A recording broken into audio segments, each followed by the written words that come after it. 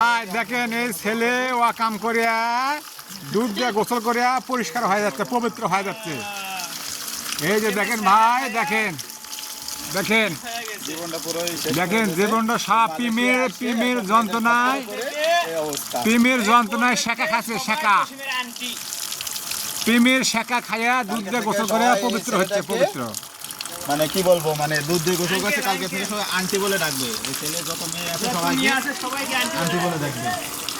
ভাই ভাই জেনে শুনে ছেলের সাথে প্রেম করবে না, এইভাবে প্রেম করে শেখা খায়া দুধ দিয়ে গোসল করতে জীবনটা এইভাবে বরবাদ হয়ে গেছে ভাই। ভালো আহারে আহারে ভাই, এমন শেখা দিছে বেঁকা করে দুধ দিয়ে গোসল করতেছে।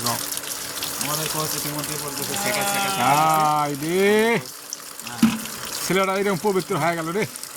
আল্লাহ যেন ছেলেটা ভালো করে, এই ছেলেটা যেন এখন যত পৃথিবীতে যত মেয়ে আছে তার স্ত্রী বাদে কোনো দিকে আর কোনো মেয়ের দিকে আর তাকাবো না, গোসল করে দুধ দিয়ে গোসল করে পবিত্র হয়ে গেল। এই যে দেখেন তোমার গোসল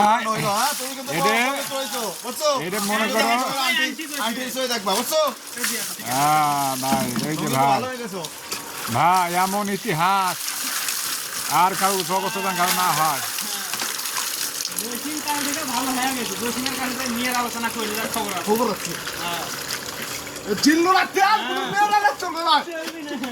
জিল্লু মাল দে, মাল খায় হলো চাল। আচ্ছা।